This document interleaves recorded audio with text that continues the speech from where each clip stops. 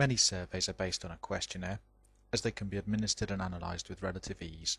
Questionnaires offer a way of gauging the extent of belief, action, and opinion amongst teachers, parents, and students. For example, we might circulate a questionnaire asking teachers and parents to estimate the levels of internal truancy in the school. We might ask students to tell us how often they bunk off or disappear once they've got their registered mark.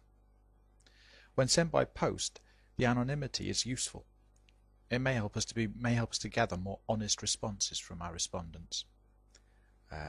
Sometimes the things that we want to know are perhaps less socially desirable. For example, I'm quite interested in knowing whether or not the parents of my students regularly know that their children are misbehaving in some way, internally truanting, failing to do their homework, routinely rude, out of uniform, all those kinds of things. Now, if I ask that parent face to face, they're never going to tell me that they know that this happens and don't do anything about it. But if I guarantee their anonymity, it's just possible that they might say, actually, you know what? Yeah, sometimes I can't be bothered to deal with that. However, as with any method, questionnaires can have problems. Crucially in the educational practice, they rely on reading and literacy skills.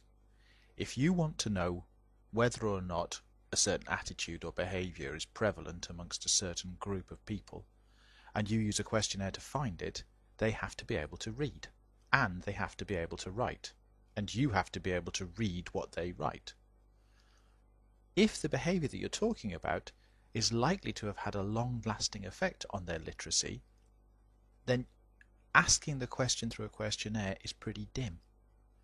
In fact, educational questionnaires often are criticised for this. Besides having this problem, they also have a difficulty of what we call attrition. You might hand out 100 questionnaire surveys and get back as many as 20 and think yourself lucky in some circumstances. Market researchers routinely hand out thousands of questionnaires knowing that many of them will go straight in the bin or to the bottom of a handbag or be used by the children so that the backs get scribbled on. Even those that are returned aren't always useful. People don't always fill them in carefully.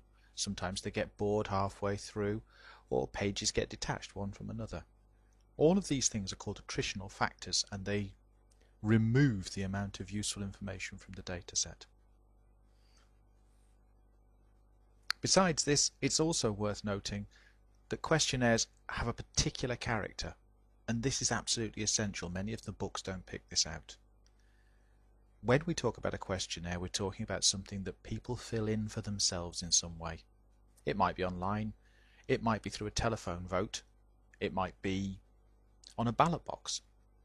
But the absolutely essential thing is there must be nobody else present mediating the questions or the answers for the respondent. If that happens, technically what's going on is an interview,